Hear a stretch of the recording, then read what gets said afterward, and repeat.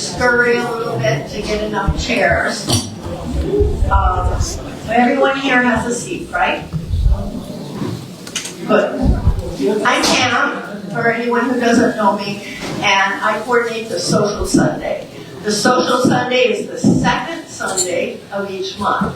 Speaker Sundays are the first and third Sundays of the month.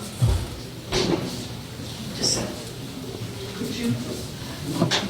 Eugene's close. Oh, sorry. Social Sunday is different in that there are groups, including our Speaker Sunday, that focus on a long talk and then open mic discussion. Social Sunday its design is to both create more sense of community and also to empower people that maybe don't know the most, maybe aren't the most extroverted, but to empower them to have their equal airtime in small group discussions without any pressure. Sometimes that means being patient. People may take a couple minutes to formulate their thoughts, but I ask those of you who are really experienced speakers to put some of your energy into supporting my mission of allowing other people to talk in this way. Announcements? Do we have any announcements? Jokes. Oh, yes. Can I just mention the next month? Sure. Go ahead. Get the microphone. My name is Roz Sherman, and I'm a snowbird. And I have given talks over the years, particularly. My name is Roz Sherman. I've given talks over the years, particularly during those awful COVID years when we were all Zooming, and I was Zooming from Pittsburgh, and gave several talks. And next month, I'm going to be doing the social hour. I just finished a lifelong learning course at Carnegie Mellon, and the topic was, where is Palestine? And it was a very good course, but it was 4 1.5-hour sessions, which of course I will reduce to 20 minutes and then open it up for discussion. He sent me a lot of the slides that he had used showing Palestine over the various millennium, and we'll talk about that whole subject, not who's right or wrong, but where exactly is it, and who are the people who are from Palestine. Anyway, it should be an interesting conversation. Thank you, Roz. All right, other upcoming. Our sister group is Free Thinkers. Actually, we were originally one group and then it divided. Let's see, on January 23rd, which would be a Thursday, they always meet on a Thursday, they have a talk on the rule of law, principles and challenges by Dr. Welton, who's an excellent speaker. This will be, let's see this, at 23rd, that's the 4th Thursday, correct? Okay, then it will be at Aviary at 3:30. They do alternate between Bridgeport at 2:30 and Aviary at 3:30. So, Humanists, we have a Dr. Jose, looks French, Gautier, speaking on the biology of love here at Humanist Club on January 19th. It will be interesting. For today's video, it was a hard choice. I'm going to show Dr. Scott Galloway. He's been giving a lot of talks, stirring up a lot of interest. He gave an 18-minute TED Talk that was phenomenal, but it was so dense and so fast-paced that I had concerns, and I took it to my brother and sister to see it. In fact, he loved it, and she did not like it. She said, why don't they just pick the one subject? So, going through and listening to a lot of other material, as well as analysis of his data, I've chosen instead the interview with Ted that he did shortly after giving the TED Talk. It covers a lot of information, but the main theme is what's happening to our youth. How disenfranchised are they?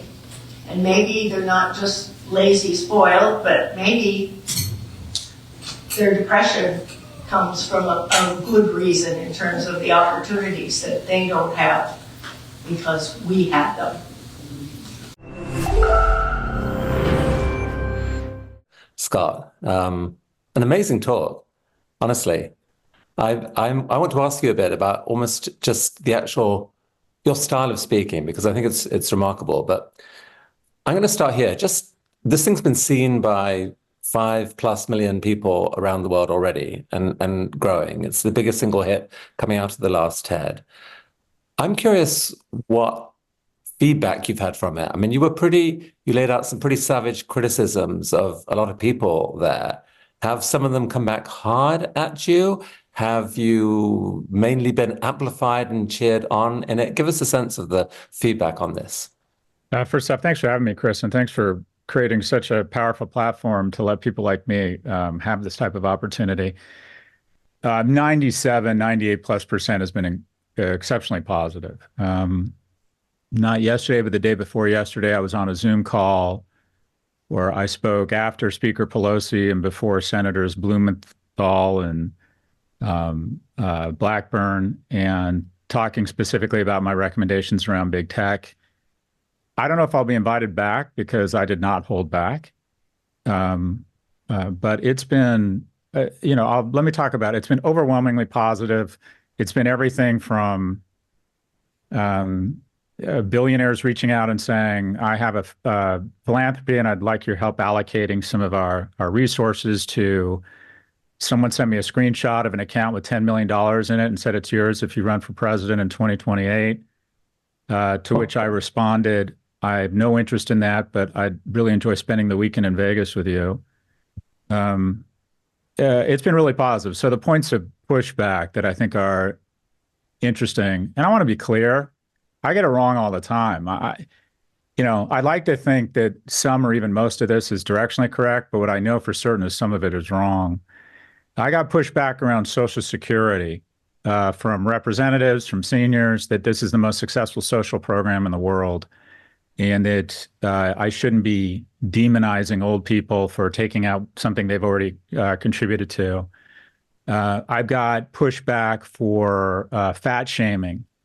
So I've gotten, points of pushback, but I think that's important. I think that if you're going to make provocative statements, you need to be subject to pushback. And I would say that my goal is not to be right. It's to catalyze a conversation such that we can craft better solutions. And the thing that's been really rewarding about this dialogue is that when people send me very long emails, including from Congress and the Senate and people who run companies and nonprofits, the dialogue's been very civil. And I would say that the thing that I really enjoy or recognize about the TED community is I'm in a variety of different communities, whether it's TikTok or whether it's at different conferences where I say these things. And the dialogue this has inspired has been remarkably more civil. It's been more, I like this, I didn't like this, but I really appreciate that the medium is the message. People are more civil on LinkedIn than they are on Twitter, and I have found so far people are much more civil on TED than other platforms. Well, that's nice to hear. We definitely, though, don't want people to hold back. And I know that in the comments there are some people who've pushed back on specific aspects of the talk. But which of the various proposals and things that we could actually do about this problem do you think have most chance of actually moving forward? Because it's so wide ranging. It's like it's very hard for young people to get to college now, hard to get a house, and then all the way up to Social Security and so forth. Where do you think there's most traction, Scott? Something that might actually shift? I think there's already a movement underway to expand freshman class at elite colleges, to invest more in vocational programs, to reverse this vibe or gestalt of higher ed as a luxury brand and return it to being a public servant. I think that movement was already underway, and it feels like there's a lot of momentum there. And some of the stats have really freaked people out. There's 10 to 1 MIT employees for every person who teaches. So I've heard from the president of ASU saying, and the presidents of Purdue saying, come here. And they've been circulating my talk and raising money around the fact that they have not embraced this strategy. I think I've heard from quite a few people in the budget office and Congress people talking about things including eliminating capital gains tax or just having one income tax similar to what we had under Reagan, instead of favoring the income that capital earns or wealthier people versus current income. I have heard a decent amount around the idea of just generally speaking, tax reform. How do we put more money in young people's pockets? And then from what I'll call the retail media, whether it's Morning Joe or The View, which I've been on since this talk, we need to change the narrative and stop criticizing young people and saying that their depression, their anxiety, their obesity is a function of their entitlement and not a function of public policy that people of my age have implemented. That, okay, maybe there is some truth to some of their disappointment.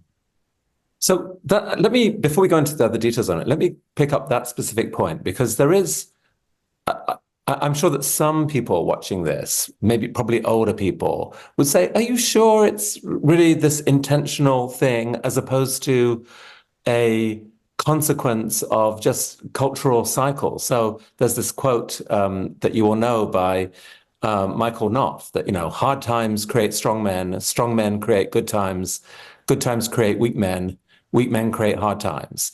That there's an argument that we've been through so much prosperity that baby boomers raised a generation of kids who just grew up too comfortable, and that is where part of the problem is. You are powerfully arguing a different case.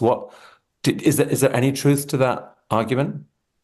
I think in almost every generation before ours, I'll call it Gen X and baby boomers, there was a concerted effort to elect people who would think long term and make forward-leaning investments.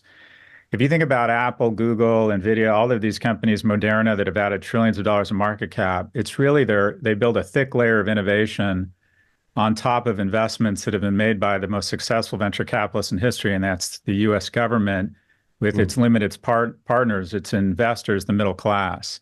And that there's a lack of that forward-leaning investment.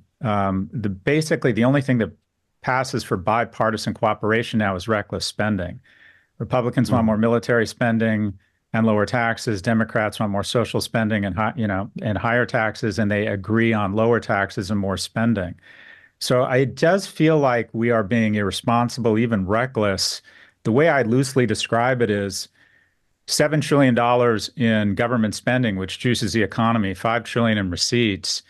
I'm in the club partying with champagne and cocaine, and the closest the young people get to the club is they can throw their credit card at me from downstairs, and I'll rack up more debt on their back so I can continue this prosperity. Even the markets right now, we don't want to talk about this. The markets are being supported right now by an additional $2 trillion in stimulus every year in the form of government spending that's beyond our revenues.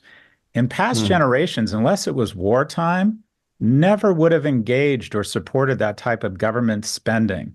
So I do think there's something different here. I think the financialization of everything, Chris, where, as they said in Jerry Maguire, more money used to be a bigger seat now in business class. Now it's a better life. And the fact that we haven't faced really any external threats to rally us together to create more comity of man or more patriotism, there just seems to be not the same sense of selflessness or investment mindset there's been with past generations. I mean, one of the most powerful aspects of the talk, and there were so many powerful aspects, was your juxtaposition of different stats. So Harvard, this explosive growth in the endowment, and no more students being admitted. I mean, you immediately know when you just put those numbers together that there's something very, very wrong with that picture. So powerful. I thought your line about just showing minimum wage has just not remotely caught up with the way at which capital is growing. And I wonder whether there's almost like some political ideas that we could push out there that said things like that a society is not operating justly if its minimum wage rate is growing slower than the rate at which capital is appreciating. It shouldn't be linked to inflation or even wages. It should be linked to the rate at which capital is appreciating in that society. Otherwise, inequality is absolutely bound to increase. And I'm curious which others of those have landed. Like with Social Security, for example, I understand why people have pushed back. Do you see any workable kind of middle ground here where you could say, look, Social Security is important. We're not going to take the whole thing away, but we have to make it more just. We can't have it sucking more and more of the next generation's time. And like, what is the right metric to think about how much Social Security could be trimmed to be fair to the generation coming through? That feels like one of the biggest numbers. Right. So I've had a bunch of calls with different people in Congress and different PACs about Social Security. So means testing and moving the age back, right? I mean, the majority of people just even 100 years ago didn't participate in Social Security because they were dead by that time. Now they're living 20 and 30 years beyond that. People will say, well, I invested in it, I want it back. I'd say first, it's called a tax, not a pension fund, meaning that it might be distributed to other people. Two, people who live to be 85 take out 2 to 3 times more than they put in. So I think I'm not saying we should do away with it. I'm just saying it should be means tested. The age should be pushed back to reflect that people are working much longer. Also, just basics. The person who put together the slides, Mia, makes $160,000 a year, and I'm allowed to say that with her permission. She's 26, very talented young woman. She pays $9,000 a year or 6% in Social Security. This year, I'll make 100 times that, and I'll pay, wait for it, $9,000 in Social Security income tax. It's capped for anyone making over $160,000. So if this generation is the wealthiest generation in history, why have we decided to cap Social Security for rich people? So I don't have a problem with stimulus. I don't have a problem with social programs, but Social Security is another example yet again of we are really taxing 6% is a real number for young people their whole life, but it's been de minimis for me because I'm old and wealthy. So it's another example of how this transfer under the cover of dark, that wealthy people are in there saying, we'll position this tax as onerous, but we're going to cap it like it's a good thing at 6%. Why is Jeff Bezos not paying 6% of his income into Social Security? It's an off-balance sheet item. It doesn't impact the deficit. It's funded every year. But right now, 40% of all government spending is allocated for programs that go to seniors. It's about to be 50% in 10 years at this rate, which means that crowds out investments in forward-leaning investments such as education and technology. And we also just need to acknowledge, and this sounds ageist, and it is, old people are less productive and more expensive. And so unless we figure out a way to acknowledge that they spend a longer period of their lives being expensive and unproductive, our economy is basically just going to be an engine to kind of support the most expensive nursing home in the world. This is happening in Japan, it's happening in Italy, and it takes an economy into decline because you can't make forward-leaning investments that encourage wealth or inspire wealth for young people, and they don't have kids. In terms of minimum wage, this is an easy one. I've been positioned as anti-union. I'm not. There should be one union. It should be in DC. And it should be federally mandated minimum wage, $25 an hour, except in certain areas where there's an exceptionally low cost of living. And people will start this, the incumbents and corporations will start this bullshit narrative of it'll kill the economy. No, it won't. In Washington State and California, where they raised minimum wage, the economy actually grew because the wonderful thing about low and middle income people is they spend all of their money, meaning the multiplier effect is greater. If it had just kept pace with productivity and inflation, it'd be $23. That's an easy one. Mandatory, federally mandated $25 an hour. Would McDonald's and Walmart stock take a huge hit? Sure. Would a bunch of small businesses go out of business? Yes. And it'd be worth it. Hmm. So, as you say, you don't hold back. And there were definitely a few things in the talk that provoked comment. So, Kyra Gaunt, I see in the chat, found your comment about diabetes a bit smug. She says there are epigenetics to consider. It's complicated for members of marginalized groups. And you say you've heard from other people on that. Do you want to clarify your view on that at all?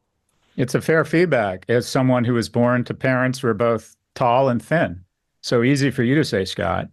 What I have said in the past, and if I sound offensive, I apologize, is I believe that we need, bottom line, to put more money in the pockets of lower income people such that they can eat better. I think we need to tax the food industrial complex relative to its externalities. Obesity, morbid obesity has gone from 5 to 9% in the last 30 years. Obesity's gone from, I believe it's gone from 30 to 45%. The only thing that Americans really share is that 70% of us are overweight or obese. And if you look at McDonald's, Kraft, General Foods, PepsiCo, Coca-Cola, they're not companies as much as they are obesity indices. And their stocks have gone up 10 to 12x as obesity has gone up. And if you give those two, their stocks and obesity rates, to a statistician, they will tell you they are highly correlated. So as a result, because there's money in the diabetes industrial complex, we have Unilever celebrating obese women. We have people saying you're finding your truth. And this is from the same company that sells Ben & Jerry's and Axe, which basically encourages young men to fuck anything. So the notion that they are concerned about or trying to liberate people, or all of these apparel companies saying that you're finding your truth. I want to go back to the 60s where Kennedy said it was American and patriotic to be in great shape. I used to train every year for the Presidential Fitness Awards, and that was seen as fat shaming, so they did away with it. I don't think there's anything wrong with celebrating fitness, but also at the same time recognizing some people are dealt a difficult hand genetically and providing them with money and resources so they can get out of food deserts. I also believe GLP-1 drugs are the most impressive technology of the last year, not AI, and we should be pushing them into low-income communities. I think they're an absolute game changer right now. Here's a crazy stat. The region of America that has the greatest penetration of GLP-1 prescriptions is also the thinnest. It's the Upper East Side, because right now GLP-1 drugs are being used for ladies of lunch who want to lose that last 10 pounds. I hope that more and more of it is imported illegally across the border where it's $100 a month versus $1,000, and it gets to the people who really need it, which is low-income people who don't have the money for diabetes, because the industrial food complex wants you to be obese so they can hand you over to the medical industrial complex of hip replacements, kidney dialysis, knee replacements, heart stents. That's an enormous industry. I want to put Coca-Cola, Kraft, McDonald's, and some of these hospital systems absolutely out of business. There's too much incentive to convince you that being obese is some sort of personal liberation. It's not.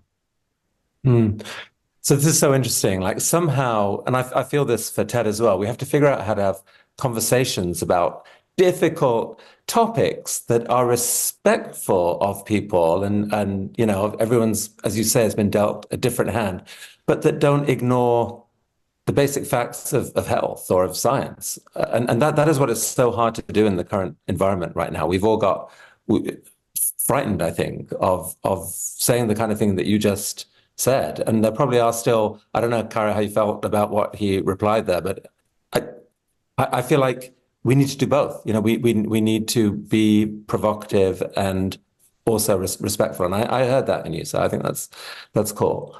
And then again, actually, not to pick on Karen, but I noticed that she pushed back on your point about social media.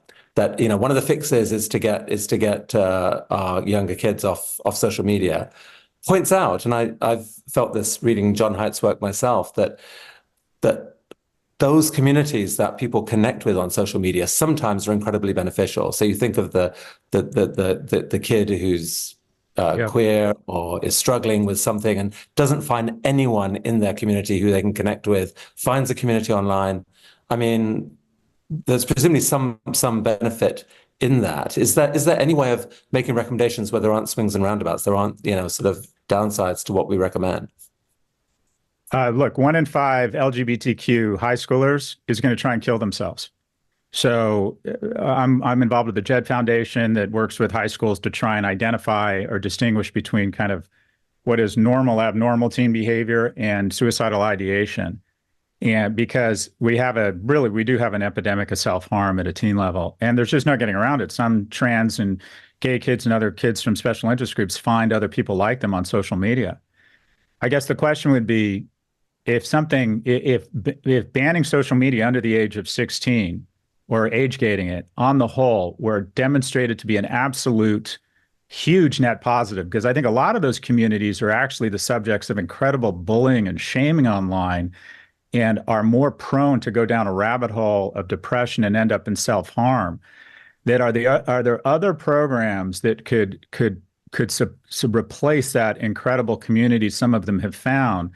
But look, when you make huge government decisions, there is no decision where there's not going to be losers.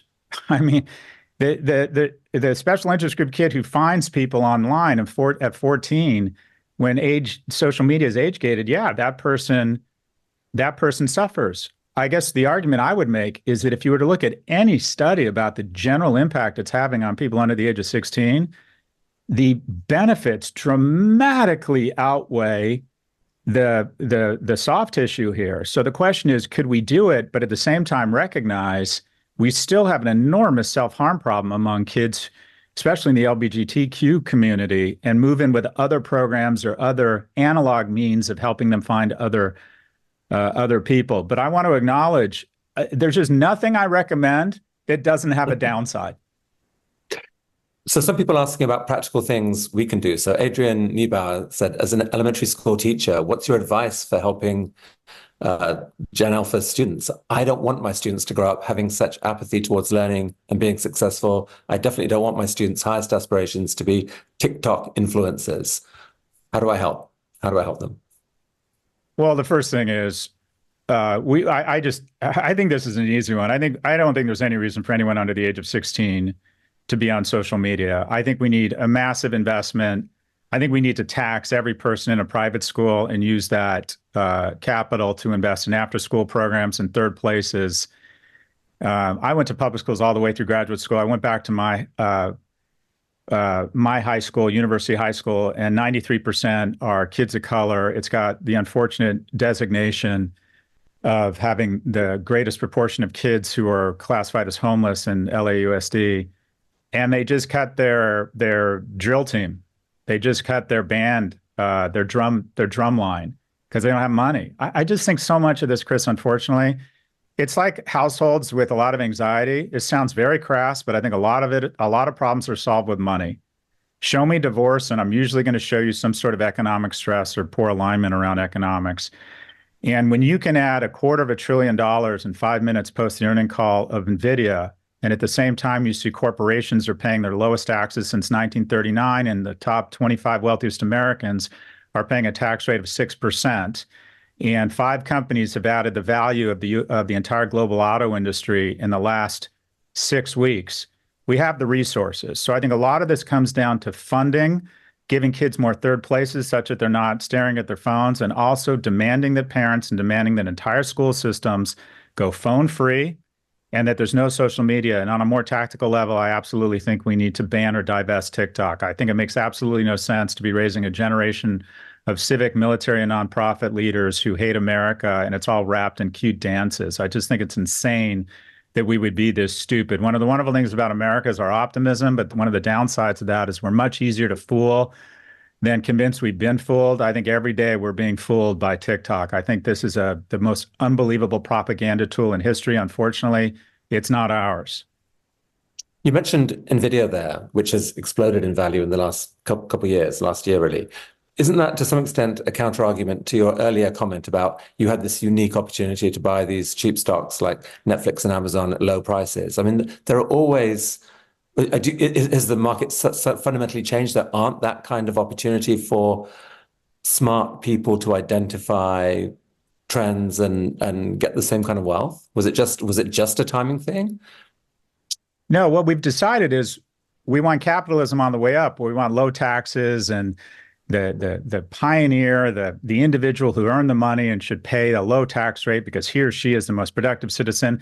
And then on the way down, when there's a virus or some exogenous event, which happen a lot, whether it's war, famine, revolution, or a virus, the CEO of Delta says we're all in this together and wants a massive bailout, despite the fact that 80% of the free cash flow of airlines the 10 years before were either used on dividend or stock buybacks or CEO compensation that juiced their compensation. And yet, so look, capitalism on the way up and socialism on the way down is cronyism.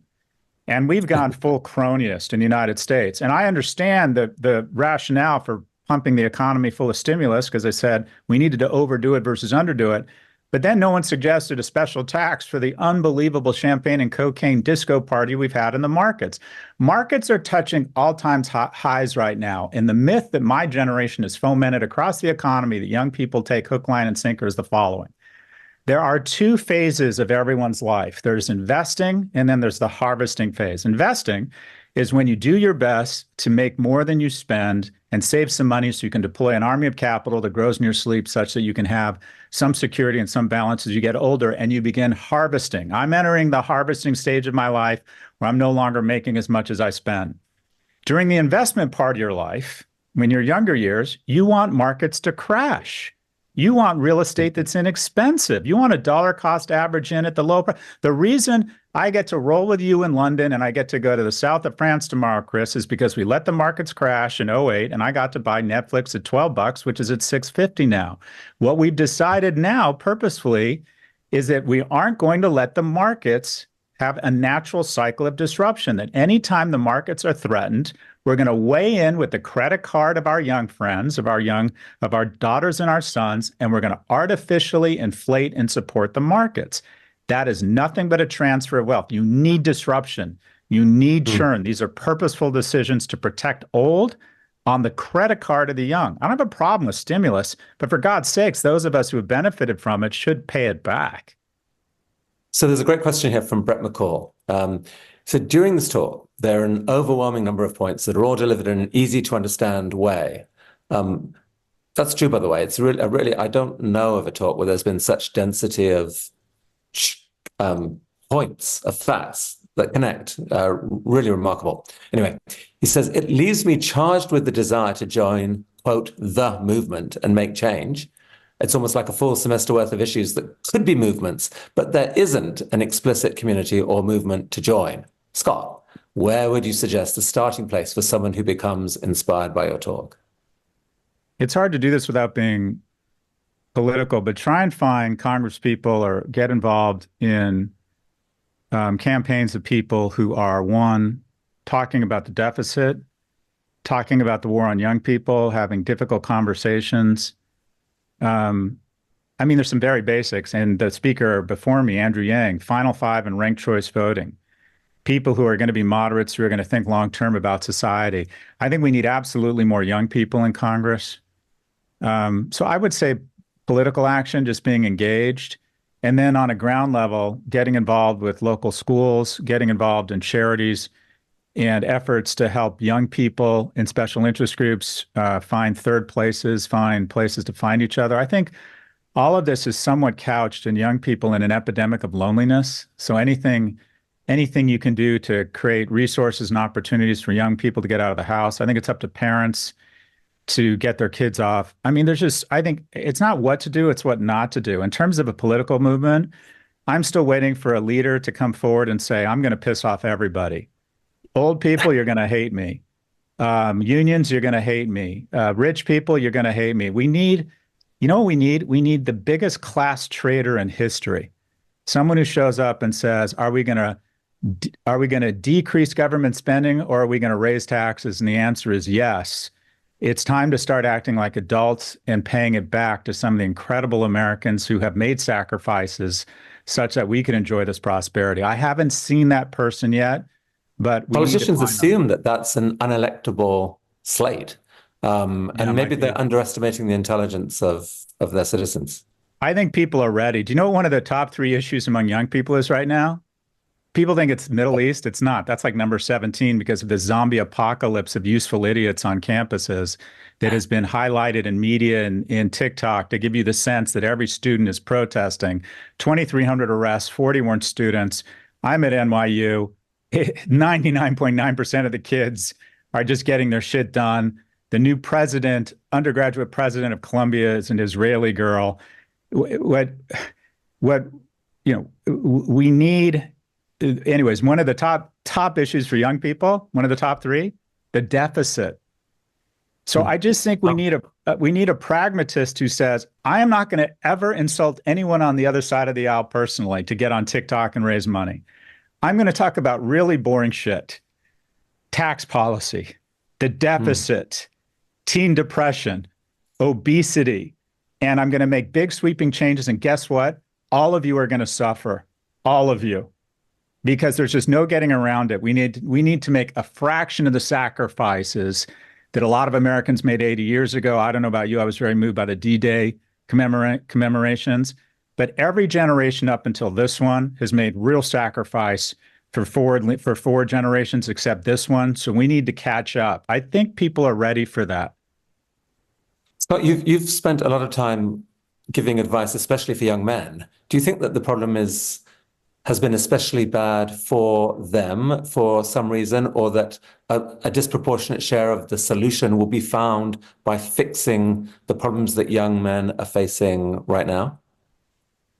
Well, all of these things are especially acute. So with young men, and this is the thing, this is my passion project, 4 times as likely to kill themselves, 3 times as likely to be addicted, 12 times as likely to be incarcerated. There has been no group globally that's ascended faster than women. More women globally are pursuing tertiary education, which is remarkable when you think about many nations don't allow women to pursue tertiary education. And twice as many women have been elected to parliament over the last 30 years around the world. Now, domestically in the U.S., there has never been a cohort that has fallen further faster than young men. More women, single women own homes now than single men, which is fantastic. In urban areas, women are out earning men. These things are wonderful. We don't have a homeless crisis. We have a male homeless crisis. We don't have an opioid addiction crisis. We have a male opioid addiction crisis. And unfortunately, something that gets in the way of programs, Chris, is that because of the benefit, the massive benefit, privilege, and advantage that you and I received, we hold these young men accountable. We use words like accountability or pull yourself up by your bootstraps. If any special interest group was killing themselves at 4 times the rate of the control group, we'd move in with programs. And I think there just generally needs to be a change in the narrative and the dialogue. And we need to recognize that empathy isn't a zero-sum game. Gay marriage didn't hurt heteronormative marriage. Civil rights didn't hurt white people. And recognizing the problems that young men especially are facing. 1 in 3 men under the age of 30 hasn't had sex in the last year. 3 million working age men have given up looking for work. 50% of millennial men are no longer even trying to date. And so you have this cohort that is doing so poorly. And if we don't have a vibrant middle class full of successful, economically and emotionally viable men, the nation is going to collapse. Because here's the thing about women. We don't want to have an open and honest conversation about mating. And this is the following. Women mate socioeconomically, horizontally and up, men horizontally and down. And when the pool of men available horizontally and up keeps shrinking, we're going to have a lack of household formation. 60% of people aged 30 to 34, 40 years ago had at least one child. Now it's 27%. The whole shooting match, why we engage in all this shit is so we can find someone we love and raise kids together. That is the most rewarding thing. Everything else is a means. That's the ends. And when a nation is failing to do that and just creating a generation of anxious, obese, and depressed kids who don't like themselves, much less have the opportunity to like other people and get together and start having sex and fall in love and have kids and have economic prosperity, then what the fuck is any of this for? So I think this is a call for all hands on deck. If young people, and especially young men, aren't doing well, then we are not going to have a functioning nation or economy, full stop. And it's time to put the politically correct agenda away and say, well, you're being sexist. Yeah, I'm sexist. I believe the genders are different. If you don't believe me, put a 3-year-old girl and a 3-year-old boy in a room with cars and dolls and see what happens. That doesn't mean we reduce empathy for either gender, but we can't even have an honest conversation about this stuff because someone sees an opportunity to virtue signal and get a Guardians of Gotcha pin rather than actually addressing the fucking problem. That was a rant. Scott, I will say that you rant better than anyone I know. I mean, I really, just as someone who's hosted a lot of TED Talks, I was stunned by how this one went. Like many speaker coaches looking at you would say, "Oh, it's very monotone. It's very, where's the, you just sort of, it just unwraps in a very sort of flat voice initially, but every word is so carefully chosen and follows so consequentially to what's just gone before that you tap into a different part of people's brains than most talks do, I think. Like people go, yes, that makes sense, that makes sense, that makes sense. And then it builds, and then your anger and frustration starts to come out and get dialed up. It's absolutely remarkable rhetoric. I don't know how you learned it or where you got it from, but it's really unique out there, I would say. And I think it's a super powerful weapon, and I mean, I don't know if people listening agree with this. Like, this is a really unusual and it's not like everyone will agree with every single word, Scott, that you said, but it's a really unusual and powerful piece of rhetoric about something that really matters. And for that, I think we all feel huge gratitude to you and wish you well on this continued journey. I mean, there just isn't a more important issue. So bravo to you. Thank you. Chris, I appreciate the generous words. And what I told my wife is that after 30 years of working my ass off, I'm an overnight success because of Chris Anderson and TED. So thank you.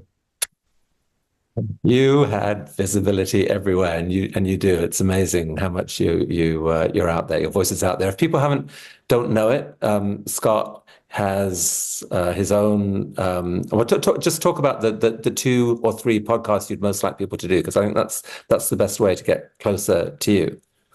Yeah, to resist is futile. I'm like AOL in the 90s. If you stick your hand in a cereal box, you're going to find something from Scott Galloway. I have Pivot, I have Prop G, I have my newsletter, No Mercy, No Malice, and a slew of books. So to resist is futile.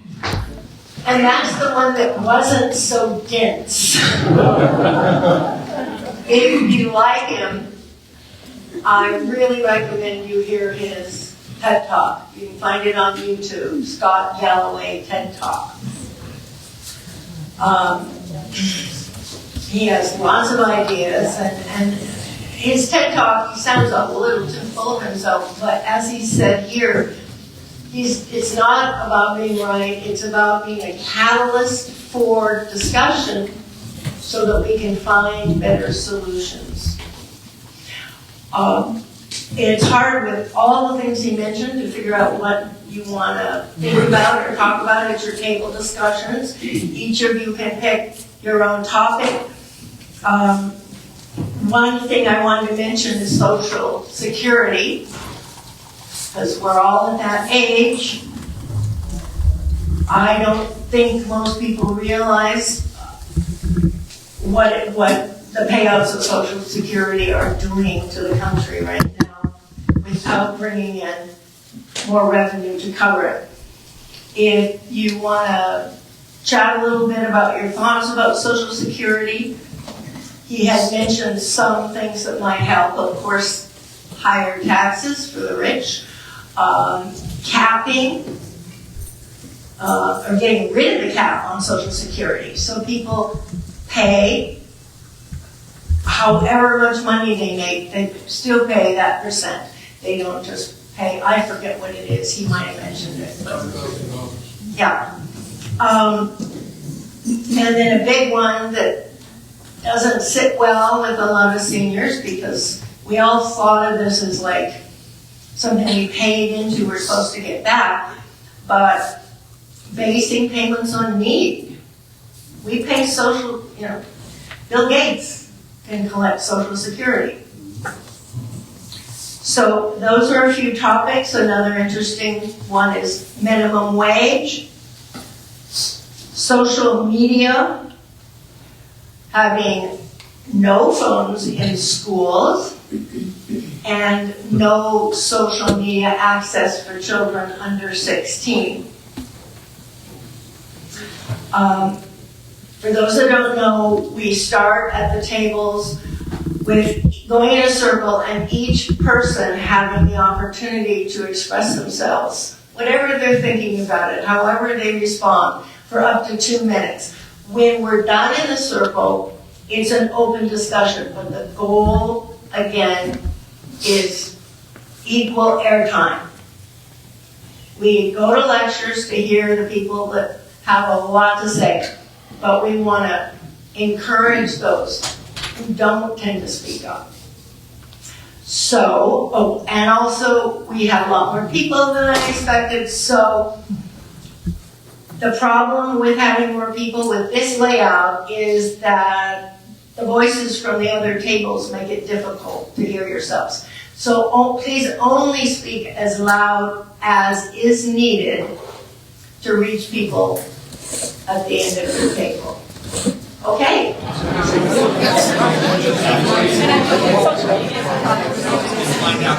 Okay. Great discussion.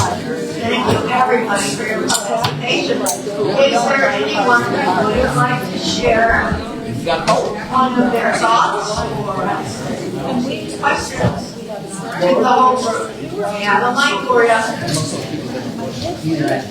Anyone? I will. Can you please stand up and introduce yourself? Thank you. Hi, my name is Danielle Blake. This is my husband. I didn't get a chance to speak, but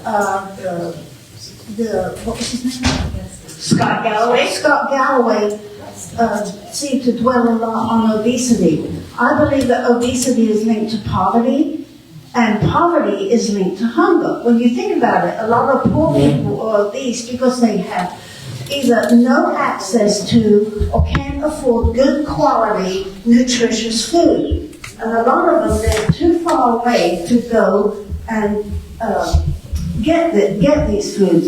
And America also lacks a good medical care. Medical. For the impoverished. Thank you, Danielle. Yes. Yeah, I'm Steve, and we had a good, meaningful discussion here, though I don't, the general consensus was, yeah, these are all real problems, and we were not able to solve them at this stage.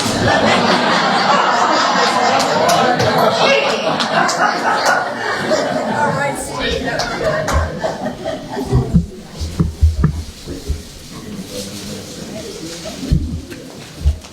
Thank you. So I'm Ira, and we had a good discussion, and like that table over there, we were able to point out the problems pretty clearly, but the solutions are very difficult. The one solution I think we all agreed on is there should be no cap on paying into Social Security. I think that would go a long way to solve one of the problems. All the other ones, I have no idea. Thank you, Ira. Scott. I'm Scott Fenstermaker from the village of Winterford. I don't have a comment, I have a question. I think almost all of us didn't learn too much from this presentation. I think we all knew about these problems. The difficulty is the solution, and there seems to be none. My question to the group is, does anybody here know of one candidate from either party who is seriously addressing these issues? Or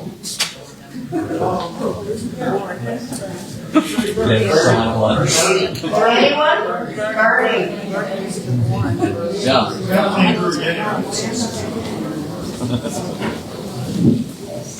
That was quiet.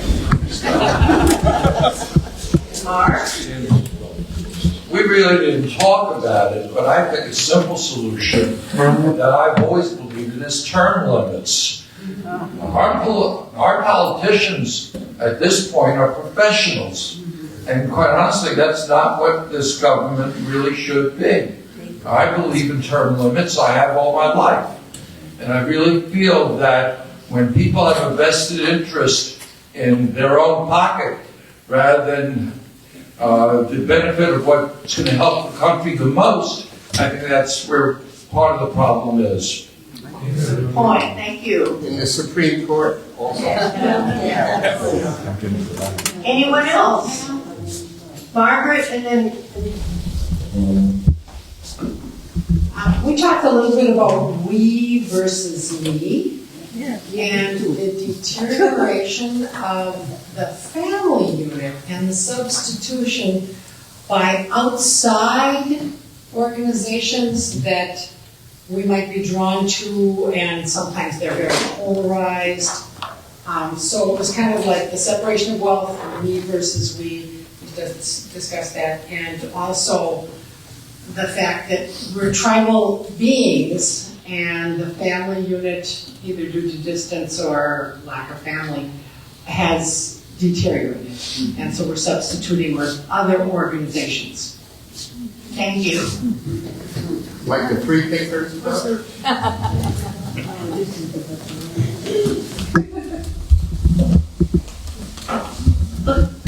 I just wanted to add one thing about the person that's talked about term limits. I think more importantly than term limits was campaign finance regulation and extreme limiting it to where it is in other countries where they limit campaigning, number one, to just a few weeks before an election.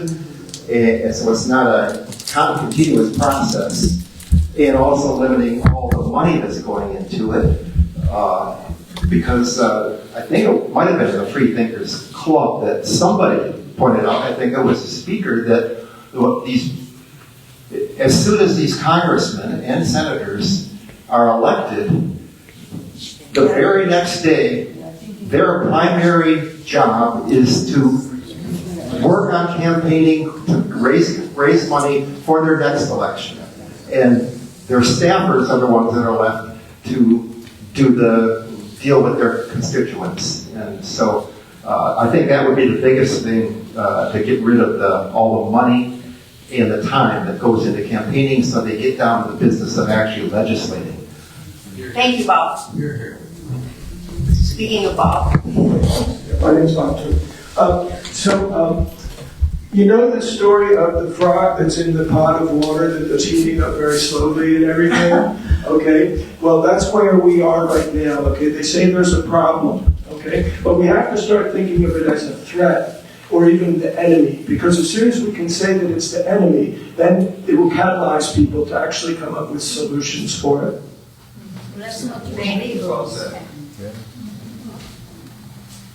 Somebody there say something? I said, let's remove labels, not put labels on them. Okay, is there anyone else? One brief comment. Sure. We started out talking about obesity a lot, and I looked around the room and noticed that we are an unusually fit group here by today's standards. Congratulations, everyone.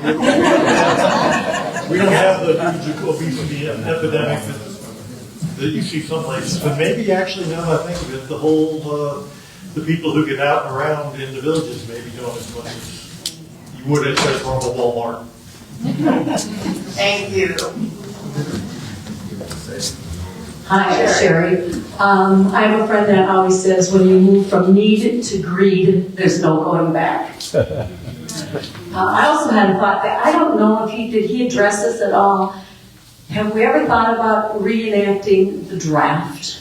And these young kids that are sitting in the basement, not coming out to go to a job, and paying them an extreme amount of money, and give them $500,000 for 2 years of their life to service our country. Just my thought. Give them some structure.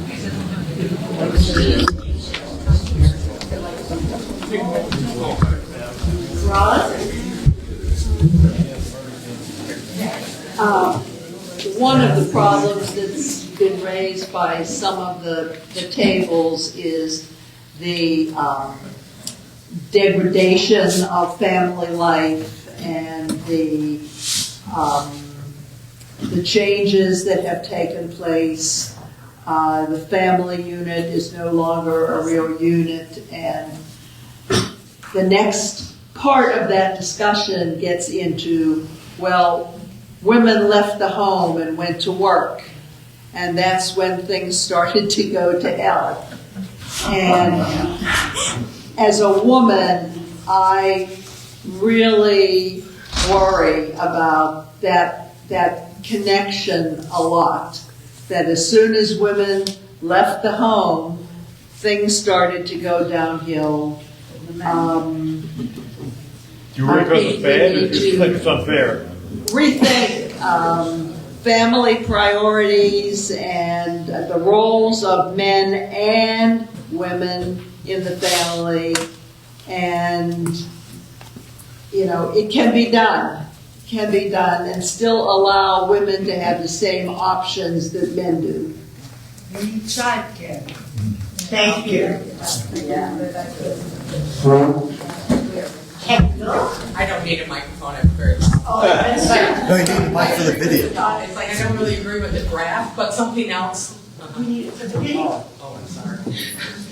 I don't totally agree with the draft, but I do think something like offering 2 years in the Peace Corps or AmeriCorps, making mandatory community service for young people once you get out of either high school or college. And if you're not going to college, then high school, because that would introduce them to a lot of different types of people, different situations, put them in places that they've never been before. People very well could be seen in Corps people or working with just people of different colors than they are. I think that would be some sort of, like I know in Israel you have to go to the booth for a couple of years. I'm not saying the military because that, but I do think that some sort of community service would be really beneficial. Thank you. Vocational education, vocational things. We have to create 2-year colleges for all these guys, whatever it is, hands-on, learning skills and everything. And everybody is not, fit for college or university or whatever. But that takes off the energy. It's creative. It's you can make a living out of it if you have skills. So anyway. Thank you, Andrea. Okay, anyone else?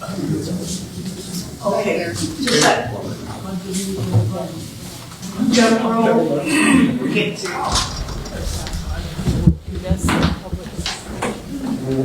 I don't know if anybody has the answer to this question, but I was really struck by the fact he said that with the increasing deficit that we are pushing all of this debt onto young people. And if all of this is going to come due, when is it going to come due? And what's going to happen? I mean, why can't we just keep, and I'll just plead ignorance here, why can't we just keep kicking this can down the road? Interest. Yeah, we're already paying a huge amount of interest in overspending revenues by, I think, $2 trillion a year. And interest rates are going up, so it's going to get much worse before, hopefully, sometime it gets better. I do agree with term limits. In addition to that, we have to have term limits for the staff because they stay there and they write laws.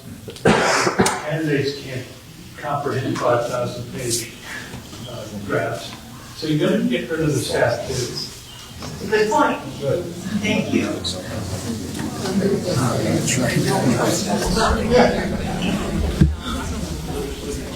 And just one other point that I would like to see happen with our lawmakers, let them have the same medical care that we have.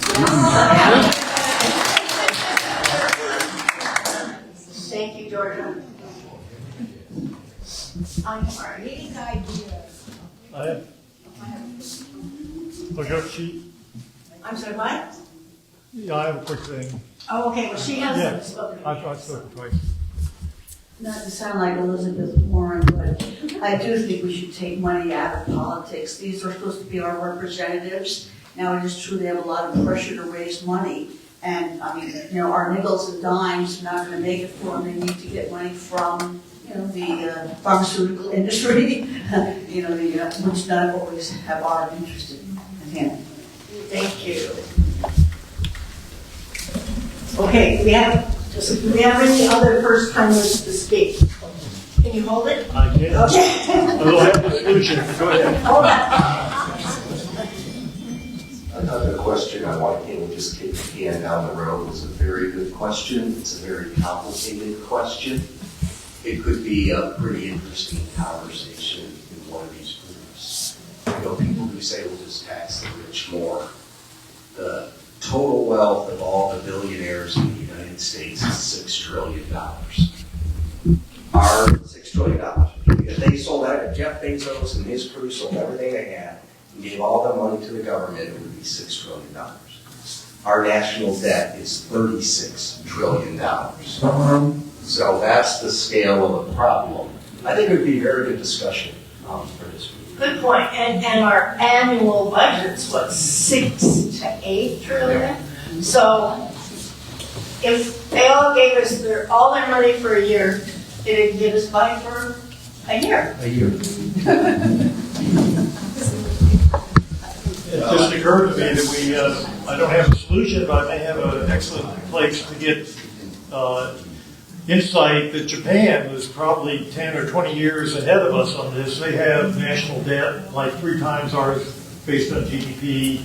It's something extraordinarily high.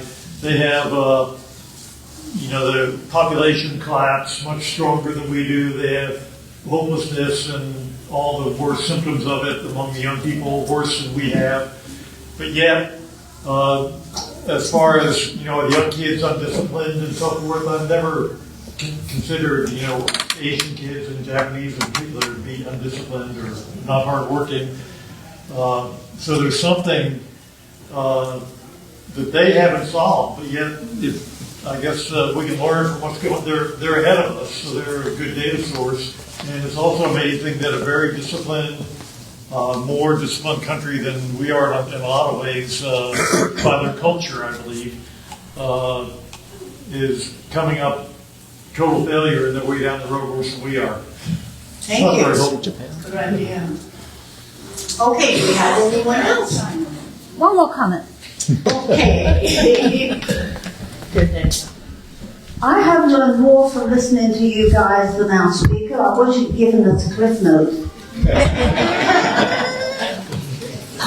Okay, well, let's go ahead and wind up. Thanks, everyone.